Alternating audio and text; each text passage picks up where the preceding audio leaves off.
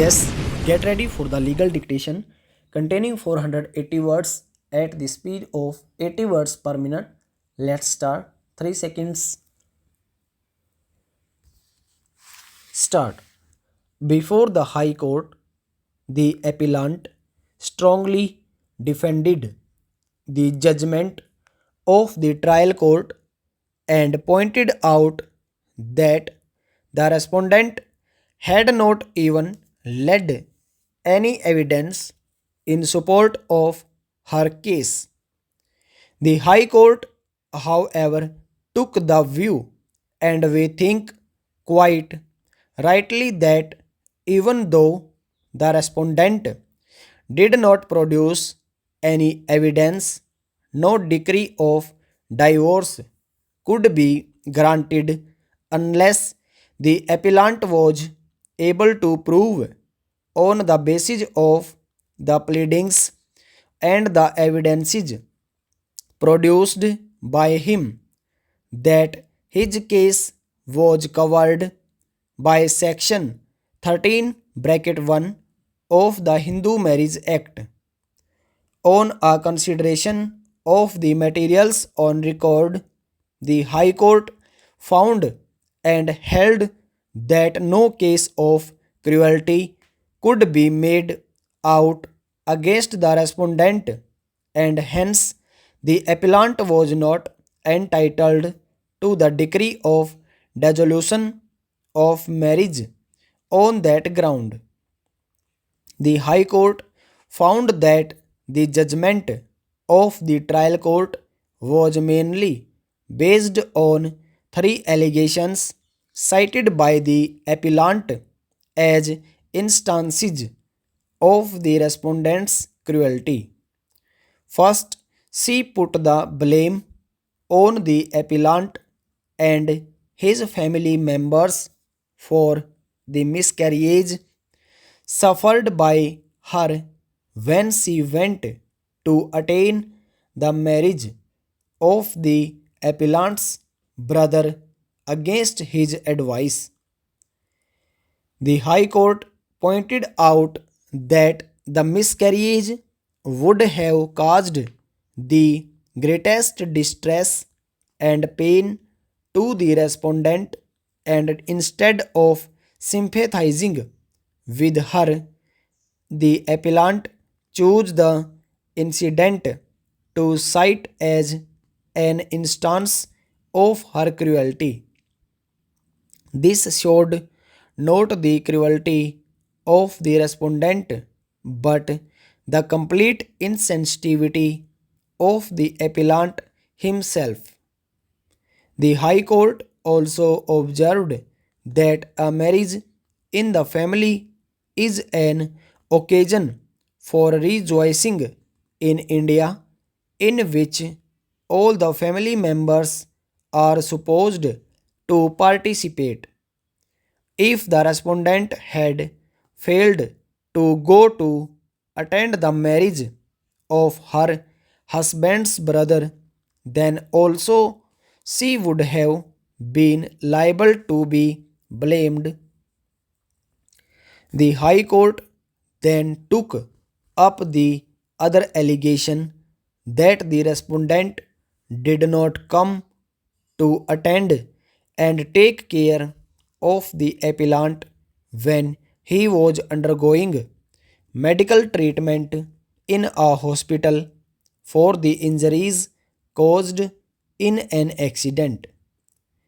The High Court found that this allegation was not part of the appellant's pleadings, and the matter was introduced in course of evidence.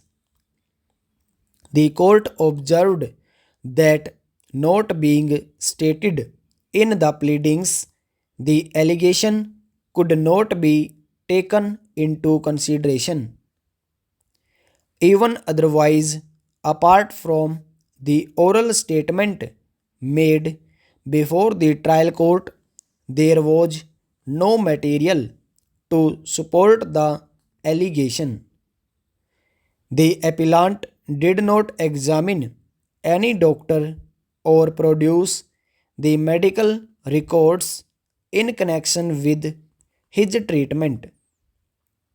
In any event, one single instance in isolation was hardly sufficient for the dissolution of marriage on the ground that the respondent treated the appellant with cruelty. The court also rejected the third allegation by the appellant that the respondent did not come to attend and serve his mother when she was admitted in a hospital for eye surgery. The court did not believe the case as neither the mother nor the attending doctor was examined. Stop. Now get ready for the general matter dictation containing 480 words at the same speed. Let's start. 3 seconds. Start. So far as the question of All India services is concerned, it is this House that has the right to move and pass such a resolution, but because the states are also concerned, naturally, we consult the states. We take them into confidence, we discuss with them, and it is only after all the states have agreed that this question was finally decided and it was thought proper that these two All India services should be formed. This does not mean that merely by the passing of this resolution the services are finalized. The terms and conditions, the number of posts, promotions, and other details will have again to be brought before Parliament. As you know, this resolution only says that it is necessary and expedient in the national interest that Parliament should by law provide for the creation of these two services. So, this resolution is only a preliminary step in a way.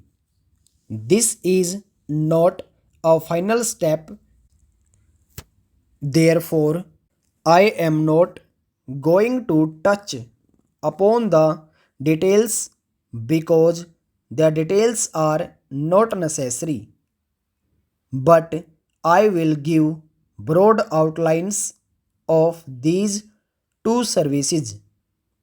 It is proposed that, like the existing All India services, each state should have an agriculture service cadre of its own, incorporating the posts of district agricultural officers and above. The Union territories would have a separate cadre to meet their requirements. The requirements of the center would be met by drawing officers on tenure deputation from the state and union territories cadres. So far as recruitment is concerned, 33% of the senior posts will be filled by promotion of officers of the state agricultural services, while the remaining posts will be filled by direct recruitment. That means those who are already in position will be promoted, while two-thirds of the total will be filled by direct recruitment. There will be four categories of posts: Director of Agriculture, Additional Directors, Deputy Directors, and Assistant Directors of Agriculture. These are the broad outlines. I am not going into the details. So far as the educational service is concerned, it was at the National Integration Conference held from 20th September to 1st October 1961 that views were expressed strongly that for administrative purposes an all India service should be created in the field of education. It was not only at that conference, but here also more than one several members had brought forward resolutions for this purpose. I remember one of our revered members brought such a resolution. Very often, such resolutions were brought forward, but it was not possible for us to get all the states together. So far as the educational service is concerned, it was at the National Integration Conference. Stop over.